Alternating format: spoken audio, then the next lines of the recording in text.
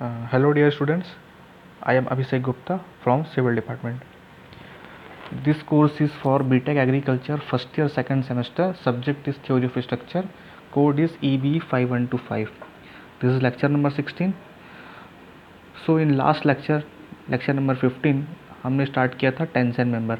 ठीक है, हमने देखा था टेंशन मेंबर क्या होता है, टेंशन मेंबर का यूज़ कहाँ होता है. ठीक है, और इसका मेन डिज़ाइन इशू क्या होता है हमको, और हम क्या कैलकुलेट कर रहे थे, नेट सेक्शनल एरिया. ठीक है, उससे क्या निकाले थे, स्ट्रेंथ. तो हमने चैन रिविटिंग देखा था और जिगजैग रिविटिंग के लिए सेक्शनल एरिया कैसे कैलकुलेट करते हैं ये देख लिया था.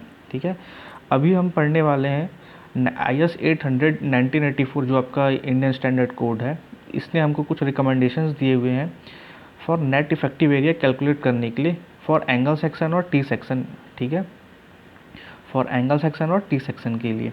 तो जनरली हम टेंशन मेंबर में नॉर्मली रूफ ट्रस के डिज़ाइन में हम क्या यूज़ करते हैं, एंगल सेक्शन, ये सब ज़्यादातर यूज़ किया जाता है. ठीक है, टी सेक्शन और फ्लैट सेक्शन आज के डेट में अगर मैं 2020 की बात करूँ तो उसको हम अवॉइड कर चुके हैं क्योंकि इससे कुछ कमियाँ थी इनमें. ठीक है, अभी सबसे ज़्यादा हम यूज़ करते हैं एंगल सेक्शन. तो फिलहाल हमको तीनों ही पढ़ना है, एंगल सेक्शन, टी सेक्शन और फ्लैट सेक्शन के बारे में. तो जैसे कि स्टार्ट करते हैं. जैसे कि IS 800 1984 जैसा बताया मैंने आपको कि एक रिकमेंडेशन दिया हुआ है for calculation of net effective area for angle ties and tension in tension. ठीक है, तो सबसे पहला आपका यहाँ पे single angle section connected by one leg only. देखो यहाँ से मैंने जो ग्रीन कलर से मार्क करके रखा हुआ है ये आपका कहलाता है कनेक्टेड लेग, और जो आपका कनेक्टेड लेग नहीं है जनरली ये होता है आउटस्टैंडिंग लेग कहलाता है. ठीक है, अगर इसमें अनइक्वल एंगल सेक्शन आ गया, मान लो कि एक एंगल, एक का साइज़ है आपका 150 और एक का साइज़ है मान लो 90 mm, तो हमेशा जनरली 150 वाले साइड को हमेशा कनेक्ट किया जाता है. ठीक है, तो देखो ये आपका एक कुछ अरेंजमेंट ऐसा दिया हुआ है. अगर मान लो कुछ आप ऐसा अरेंजमेंट बनाते हो तो उस केस में आपको जो नेट सेक्शनल एरिया, आपको नेट एरिया आपको निकालना है या फिर इफेक्टिव क्रॉस सेक्शनल एरिया निकालना है, तो उसके लिए हमको एक फॉर्मूला दिया हुआ that is A net is equal to A1 + A2 into K. ठीक है, A1 क्या है आपका यहाँ पे, effective cross sectional area of connected leg. A2 क्या है आपका यहाँ पे, the cross sectional area of outstanding leg. ठीक है, आप मार्क करके रखेंगे, मैंने क्या बोला, connected leg and outstanding leg. ठीक है, किसका है, इसका एरिया निकालना है. तो देखो A1 कैसे निकालेंगे हम, A1 निकालने के लिए सबसे पहले मेरे को क्या बोल रहा है ये, effective cross sectional area of connected leg. तो उसके लिए मेरे पास एक यहाँ पे फॉर्मूला दिया हुआ है. ठीक है, दैट इज़ ए क्या है आपका, ये आपका विड्थ है या फिर लेंथ मान लो, जो भी मानना है आपको, माइनस क्या करें, T/2 माइनस डायाफोल, क्योंकि हमने यहाँ पे एक रिविट दिख रहा है हमको क्रॉस सेक्शन में, इसलिए हम यहाँ पे डायाफोल ले रहे हैं. और ये आपका ए क्या हो गया, ये वाली लेंथ हो गई. ठीक है, इसके बाद देखो क्या कर रहा है, जैसे हमको पता है क्रॉस सेक्शनल एरिया क्या होता है, विड्थ इंटू थिकनेस. ठीक है, विड्थ इंटू थिकनेस, तो थिकनेस क्या हो गया आपका यहाँ पे टी. ठीक है, अब देखो यहाँ पे T/2 क्यों मल्टीप्लाई करें इसको समझते हैं. तो जैसे कि मैंने यहाँ पे एक एंगल सेक्शन को मैंने ओपन करके रखा हुआ है. जब मैंने दोनों एंगल सेक्शन को ओपन किया, एक भाग वाला मेरे को ये मिला, दूसरा भाग ये मिला. ठीक है, अब देखो यहाँ पे कुछ एरिया आपका कुछ रिडक्शन हो रहा है. ठीक है, किसमें, पूरे इस लेंथ में. तो कितना लेंथ रिडक्शन हो रहा है, हम ये मान के चलते हैं जो थिकनेस होता है उसके इक्वल रिडक्शन होता है. ठीक है, तो ये कहलाता है मेरा, क्या कहलाता है, इफेक्टिव लेंथ. ठीक है, ये इफेक्टिव लेंथ कहलाता है इतना कट करने के बाद. ठीक है, तो इसीलिए हम यहाँ पे T/2 वहाँ पे माइनस कर रहे हैं. तो हमारा को यहाँ से A1 निकल जाएगा, that is A1 is equal to A minus T/2 minus D और डायाफोल bracket 1 into thickness of member या फिर प्लेट या फिर एंगल सेक्शन. तो बहुत ही इंपॉर्टेंट फार्मूला है, आपको याद रहना चाहिए कि जब आप कनेक्टेड लेग का आप कैसे निकालोगे एरिया, देन उसके बाद आप क्या निकालोगे, A2, डैट इज़ B क्या होगा आपका, आउटस्टैंड जो आपका लेग है इसका जो लेंथ होगा वो होगा आपका B. ठीक है, फिर वही सेम यही केस T/2 हमको माइनस करना है, then bracket 1 multiply by thickness of angle section. इससे मेरे को निकल जाएगा A2. A2 क्या होता है आपका, gross sectional area of outstanding leg. अब यहाँ से मेरे को K निकालना, जब मेरे को A1 A2 पता चल जाएगा तो मैं K आराम से निकाल सकता हूँ. डैट इज़ उसका फॉर्मूला होता है जो IS 800 1984 ने हमको रिकमेंड किया हुआ, that is K is equal to 3A1/3A1 + A2. ठीक है, हम यहाँ से क्या निकाल सकते हैं, K की वैल्यू, और इसको मैं पुट कर दूंगा, मेरे को क्या मिल जाएगा, A नेट. ठीक है, तो कुछ इस टाइप के लिए. देन इसके बाद आता है सेकंड नंबर आपका, अगर if pair of angle back to back और single T connected by one leg of the angle और by the flange of the T to the same side of the gusset plate. तो सबसे पहले देखो flange T section में ये वाला जो आपका पोर्शन कनेक्टेड है इसको बोला जाता है फ्लैंज, ठीक है। अभी देखो ये जो आपका दो यहाँ पे एक एंगल सेक्शन, यहाँ पे एक एंगल सेक्शन, दो एंगल सेक्शन है, उसको क्या किया मैं बैक टू बैक ऐसा कनेक्ट किए हुए हैं, और एक जो आउट आपका कनेक्टेड लेग सीधा गसेट प्लेट से ऐसा कनेक्टेड है, ठीक है, by the help of rivet, ठीक है। तो क्रॉस सेक्शन में आपको 2 नंबर ऑफ रिविट दिखाई दे रहा होगा, और ये आपका जो है आपका गसेट प्लेट है, ठीक है।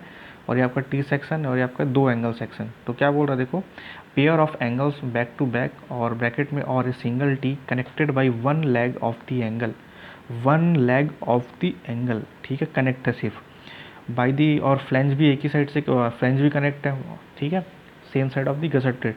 इस केस में हमको जो ए नेट निकालना है, डेट इज नेट एरिया, तो वो क्या हो जाएगा A1 प्लस A2 इंटू के।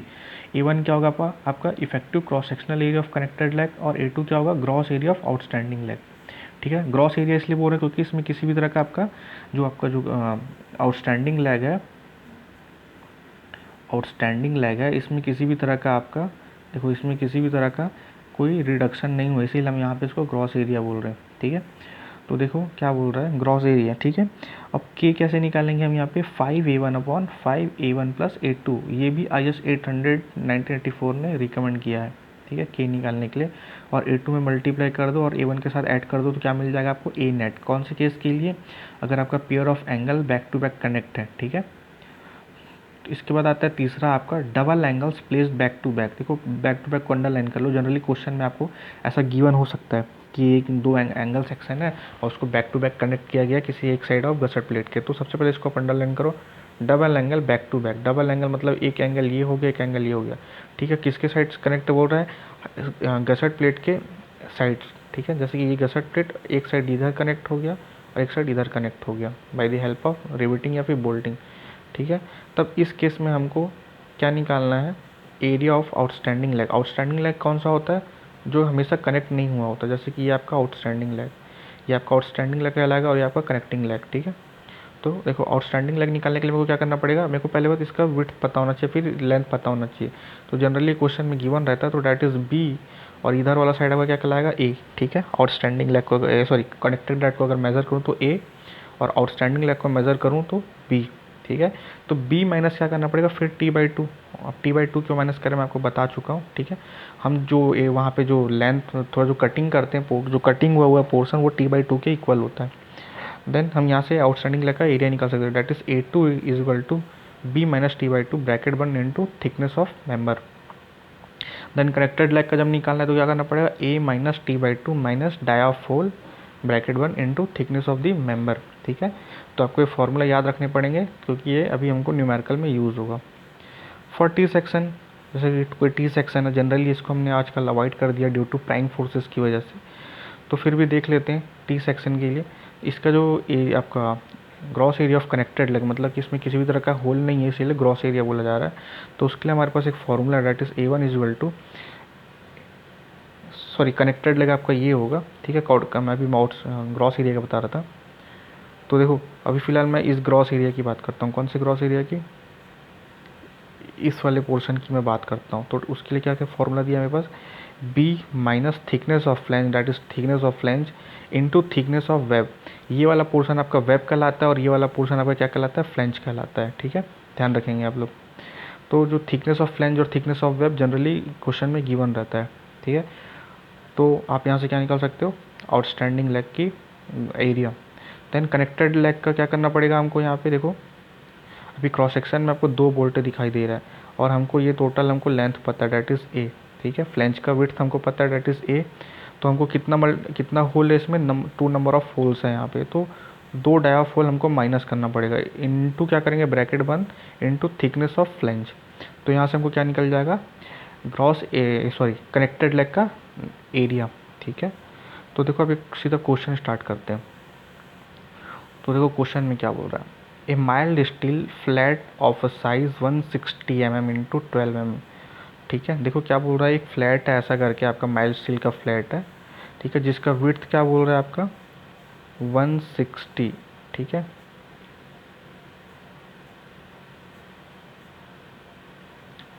एक सेकेंड। तो ऐसा आपका माइल्ड स्टील का एक ऐसा फ्लैट दिया हुआ है जिसका जो आपका विड्थ है बोल रहा है कितना, बोल रहा है 160, ठीक है। और इसका जो थिकनेस ऑफ फ्लैंज की थिकनेस कितना बोल रहा है इसका 12 mm, मतलब ये 12 mm मोटा प्लेट है ऐसा कह रहा है, ठीक है। क्या बोल रहा है, used as a tension member in a roof truss, मतलब tension member in a roof truss. And क्या बोल रहा है, it is connected at its end to a gusset plate using 20 mm rivets, ठीक है। जो रिविट का साइज़ कितना है 20 mm, किससे कनेक्ट है, गसट प्लेट से कनेक्ट है, ठीक है, एक एंड से। तो उसमें हमारे पास दो कंडीशन दे दी, एक तो चैन रिविटिंग भी किया हुआ है, दूसरा जिगजैग रिविटिंग भी किया हुआ है। एक्चुअली क्वेश्चन में फिगर दिया हुआ है, मैं आपको फिगर नेक्स्ट आपको दिखाता हूँ, ठीक है। तो आगे बढ़ते हैं, क्वेश्चन में क्या बोल रहा है, कैलकुलेट दी मैक्सिमम टेंशन, तो अंडरलाइन कर लो इसको।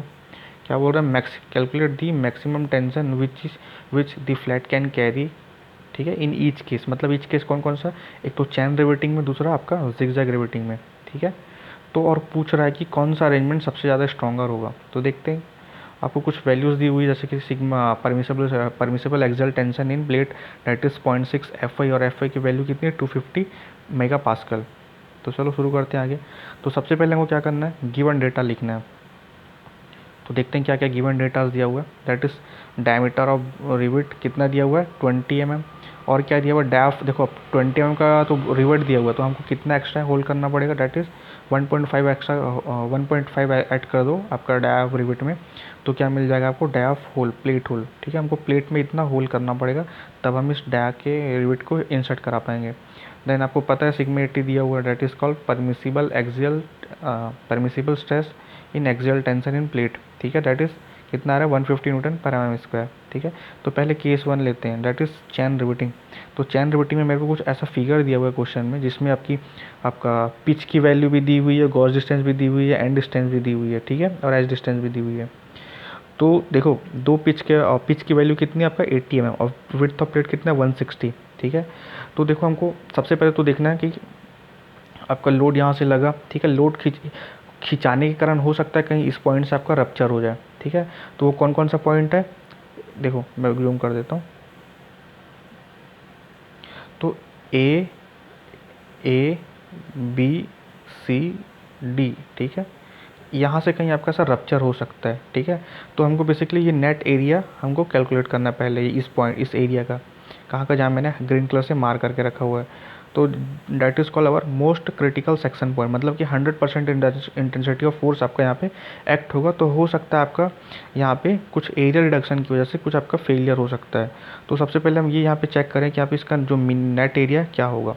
तो नेट एरिया निकालने के लिए मेरे पास फॉर्मूला है, that is A net is equal to B minus, मतलब width of plate minus N क्या होगा आपका यहाँ पे नंबर ऑफ बोल्ट या फिर नंबर ऑफ रिविट, मतलब कि, और इनटू क्या यहाँ पे डाई ऑफ होल, और bracket 1 into thickness of member. तो देखो यहाँ पे कितना नंबर ऑफ बोल्ट लाई हो रहा है एक सेक्शन पे 2, दैट इज़ 1 2, ठीक है, 2 नंबर ऑफ बोल्ट है। तो अब कितना माइनस कर रहे हैं वहाँ पे 160 minus 2 into 21.5 bracket 1 into 12 mm, जो हमको एक्चुअल क्वेश्चन में दिया हुआ है थिकनेस ऑफ द प्लेट। तो यहाँ पे हमारा नेट एरिया कितना आ रहा है 1404 mm², 1404 mm², ठीक है। ये तो मिल गया मेरे को नेट एरिया।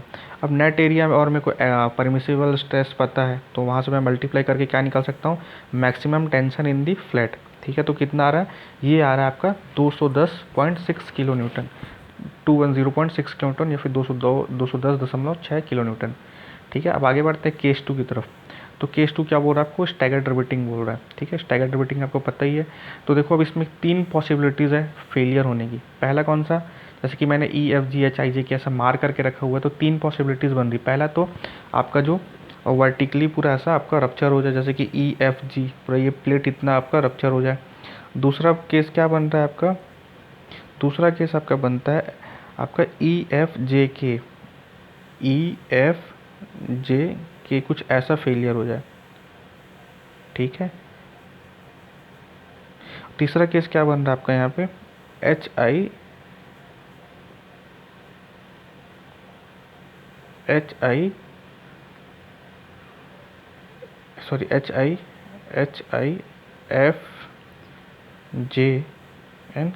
ठीक है। तो ये आपका तीसरा पॉसिबिलिटीज़ बन रहा है कुछ ऐसा फेलियर होने का। तो हम ये देखते हैं कि कहाँ पे सबसे मिनिमम आ रहा हमारा क्या नेट एरिया। तो हम ये चेक करते हैं हर एक सेक्शन के और। तो सबसे पहले मैं सेक्शन कंसिडर कर रहा हूँ, that is EFG, that is A net is equal to B minus number of bolt या फिर नंबर ऑफ रिवेट इंटू डायाफोल into thickness of the member, that is 160 minus 1 into 21.5 into 12। तो ए net कितना रहा, 1662। देखो अब यहाँ पे मैंने नंबर ऑफ बोल्ट 1 क्यों लिया, देखो जब मैं यहाँ पे ये कंसिडर कर रहा हूँ, ये वाला जब सेक्शन में ये मान के चल रहा हूँ कि यहाँ से भी फेलियर हो सकता है, यहाँ से भी फेलियर हो सकता है, ठीक है, कहाँ से, यहाँ से भी फेलियर हो सकता है, तो यहाँ पे सिर्फ एक नंबर ऑफ बोल्ट लाई कर रहा है। तो देखो ठीक है, तो तब मेरा नेट एरिया कितना आ रहा है, 1662। फिर आते हैं सेक्शन EFJK में, ठीक है। तो वहाँ पे मेरे को फॉर्मूला पता है, जब कभी कभी भी स्टैगर्ड पिच वाला क्वेश्चन आता है तो हम लास्ट लेक्चर में हमने कुछ फॉर्मूलाज देखे थे, उसको अप्लाई कर रहे हैं यहाँ पे। जहाँ पे आपका नंबर ऑफ इंक्लाइन लाइन कितना है, 1 है, और स्टैगर्ड पिच कितना है आपका 50 mm है, और नंबर ऑफ बोल्ट कितना लाई कर रहा है 2, और गॉस डिस्टेंस कितना है 40 mm, ठीक है। तो देख लेते हैं उतना ही आ रहा है कि नहीं आ रहा है। देखो यहाँ पे इंक्लाइन लाइन कितना है आपका यहाँ पे 2, ठीक है। पिच कितना होगा यहाँ पे 50, नंबर ऑफ बोल्ट कितने लाई कर रहे हैं 3, ठीक है। तो यही बस यही हमको काउंट करना पड़ता है और लिखना पड़ता है। तो देखो नंबर ऑफ बोल्ट सॉरी 2 आ रहा है आपका यहाँ पे, HIFJK, सॉरी, ठीक है। तो हम यहाँ पे नेट क्या निकाले, नेट एरिया, तो कितना आ रहा है 1591। देन वैसे ही सेक्शन हम क्या जाते हैं HIFJK में, ठीक है। तो HIFJK में हम जा रहे हैं, तो नंबर ऑफ बोल्ट वहाँ पे कितना लाई हो रहा है 3, ठीक है। और जो आपका इंक्लाइन लाइन है कितना है 2। एक सेकंड EFJK देख लेते हैं एक बार सेक्शन, हमने कुछ गलतियाँ की है तो देख लेते हैं पहले। EFJK, तो देखो यहाँ पे नंबर ऑफ बोल्ट कितना लाई हो रहा है 2, इसीलिए यहाँ पे 2 लिए थे, ठीक है। अब आगे बढ़ते हैं, तो सेम एज इट इज़ हमको यहाँ पे भी नंबर ऑफ इंक्लाइन लाइन फिर डायगोनल पिच काउंट करना है, और नंबर ऑफ बोल्ट देखना है कि उस सेक्शन में कितने नंबर ऑफ बोल्ट लाई कर रहे हैं। देन पुट दी फार्मूला, मतलब फार्मूले में आपको क्या करना है, पूरे वैल्यूज़ को पुटअप करना है, और देन आपको क्या निकालना है, नेट एरिया, ठीक है। तो कितना आ रहा है आपका 1521 mm², ठीक है।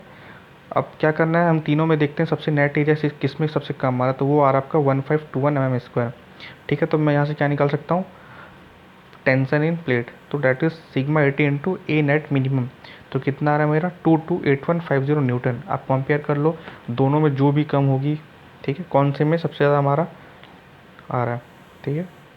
तो कुछ इस तरह से हमको न्यूमेरिकल सॉल्व करना पड़ता है, बहुत ही ईजी है अगर आप फार्मूला आपको याद है, ठीक है। एरिया अगर आप कैलकुलेट कर पा रहे हो, ठीक है, और आप ये समझ पा रहे हो कि कौन कौन से सेक्शन से आपका फेलियर हो पा रहा है, ठीक है। आपको प्रैक्टिस करने पड़ेंगे नंबर ऑफ क्वेश्चंस के, तो आप सारी चीज़ आपको क्लियर हो जाएगा, ठीक है। कोई बहुत ही ज़्यादा टफ नहीं है न्यूमेरिकल, आपका बहुत ही ईजी है, और हो सकता है आपका एग्ज़ाम में पूछ ले, ठीक है।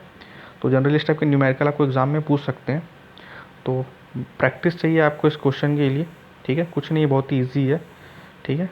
तो अगर कोई डाउट होता है तो आप पूछो। So thank you.